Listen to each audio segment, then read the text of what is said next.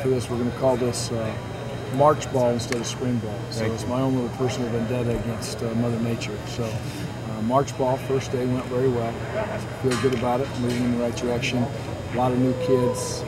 Thought they practiced well, they hustled, made mistakes. You know, there's a lot of them, but they kept on digging through it, and that's really what you're looking for on the first day. And for the most part, I'd say they were prepared.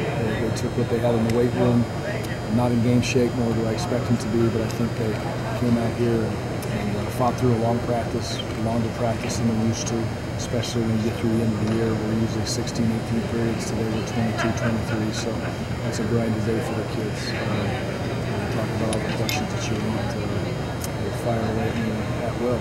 Gary, it looked like you had Dooley working with the D lineman and Alec James as well. Is that an attempt to get more speed on that front? Is that what that? Well, right now I think that's the best spot for those kids, without question. They can get in there and play. They're going to get a little bit bigger as they go through time, but speed's part of it. We're going to be a fast defense, and I think those kids are going to grow into that position and be real very talented players. And I know Dooley got hurt last year. Is he going to be able to do stuff after break, or is he limited in any way at this point? No, he's not. He's been full speed through the January drills, and he seemed to be good to go and look good today. You know. Harry, what's the plan for Joel? Joel is he'll be, well, I say limited. In team situations, he'll be limited through spring break, and then we'll see if we can get him full stream. So it's a precautionary deal. We just don't want to throw a few balls down the field and get too competitive. So we're kind of putting the brakes on. We're going to play tomorrow. How do you look at sort of giving up the reps quarterback? It's a great question about what you saw today. You know, there's a lot of those kids are going to get in there and they're going to get reps. Today was a great day for those young kids to kind of stick their flag in the ground there and stake claim on their area. So we'll evaluate that film. Their reps will continue to be about the same as they were today.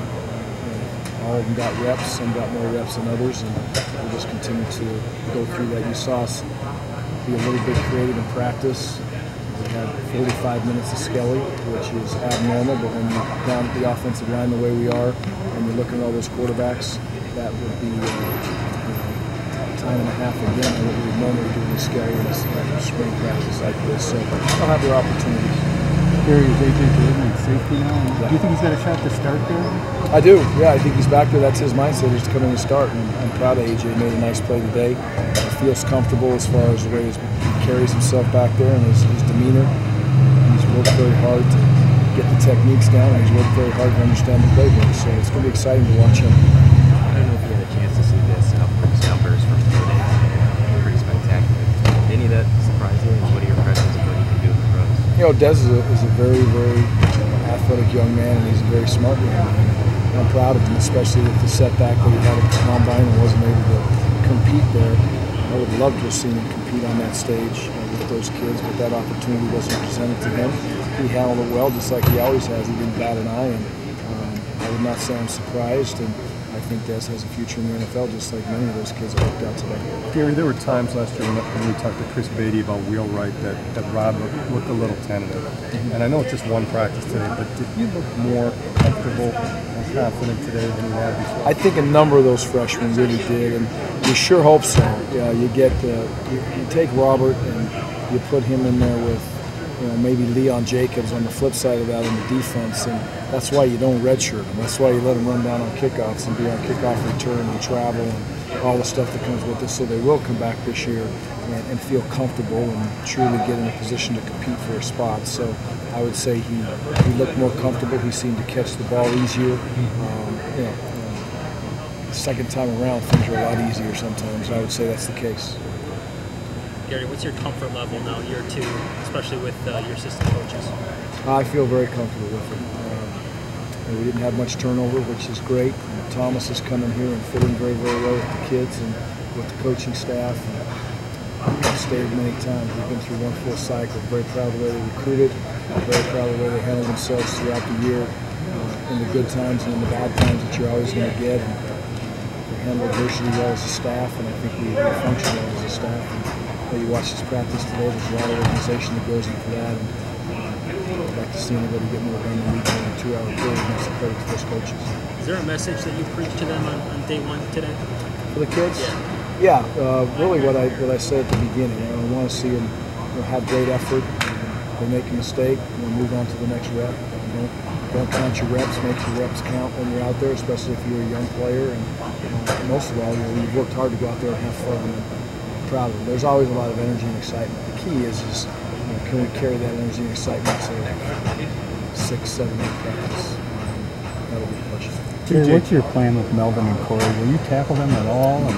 Nope, not tackle them one time. In spring, they may get on the ground a couple times, but it's not because we're trying to tackle them. So we're going to be very creative again in those areas. I don't feel like either one of those backs need to be tackled in spring ball to prove themselves. And they'll be in drills, they'll be in 9-on, they'll get thudded up pretty heavy and all that comes with it, but not a true tackle. And how we handle that for the rest of the spring, we'll have to see.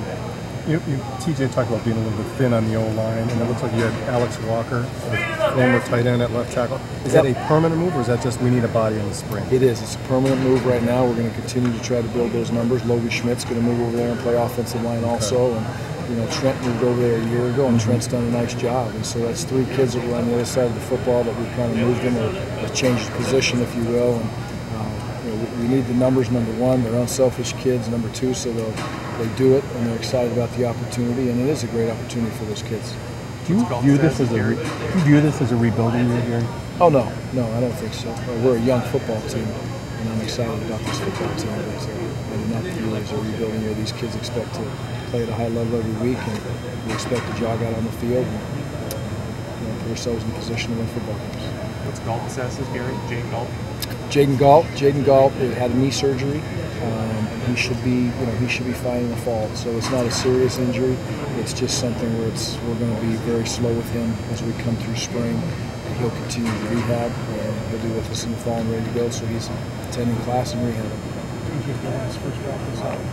Yeah, DJ's like a lot of the freshmen out there. There's some good moments and some not so good moments, but just as you expected, I think you can see a big-time difference as he continues to get through the offense. And we have a brand new center. Michael Dieter's our starting center today. That's no easy task for the quarterback or for a freshman that left high school early. So those 2 kids, to be in that spot, walk in here and be running with the 1s and the 2s, I thought handled the day very well. And they'll be a big part of this football program as we move forward. Boy looked more confident. Yeah, Comfortable. I would agree. Yeah, I would really agree with that. I thought Tanner, you look at command and presence and just, again, didn't always go his way, but moved on to the next snap, made some nice throws, did some things with his legs, so it was good to see. So where are Colts in the level? They're just rehabbing. They're not going to be involved in spring. They'll be 100% when we walk out here in August, and they'll be 100% when the kids come back here in June and take care of their summer conditioning. But they're going to be leaders. They'll work very hard. And, those returning 5 offensive linemen, the challenge is to make sure we do everything we can do to keep them healthy, and the ones that are practicing to develop their pass protection skills, and it's important to them. But Dallas and Dan are in the middle of rehab, and I expect them to be full speed soon, but we're going to be careful. What are the positions you're most concerned about in this thing? Well, depth of the offensive line. Sustaining and maintaining a crew we can actually run a practice. A couple of kids go down there, and it's going to be hard to actually run a practice. So we got to be careful there.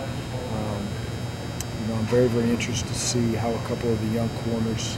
How's Galden coming back? What a great story if that kid can get himself out here like he did today. He did a tremendous job, and TJ Bernard seems to have really stepped up. So the depth and the youth of the corners is going to be interesting, and then really the whole front 7 I would lump into it on the defense. There's so many new faces, talented, inexperienced, youthful. They're fun kids to coach, so that's going to be a big question.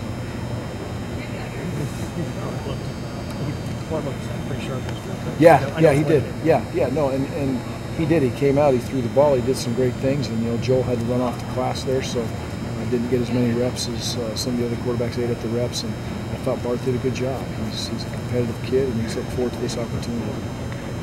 Talk about the decision moving Derek into H-back, is it? Yeah, well, that's he's our fullback. Let's make no mistake about it. But Derek does not need to block power O 40 times in the spring.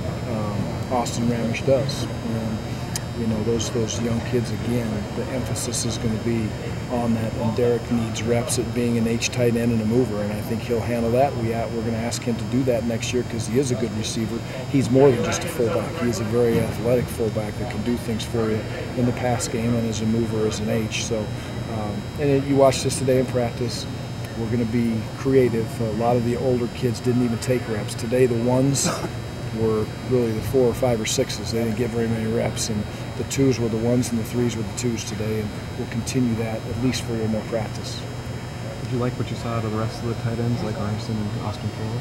Did. You know, I think it's hard to watch everything when I'm out here, but they flashed at me, and I thought, you know, Fumagalli made a couple nice plays out there today, and he's kind of the kid on a mission right now. It's excited about an opportunity to play at this level as a redshirt freshman. So we'll get Watt back here. We just got to get him healthy again, and hopefully he can come out and do some things in spring also. Good. Thank you guys. Appreciate you being here. Sorry to make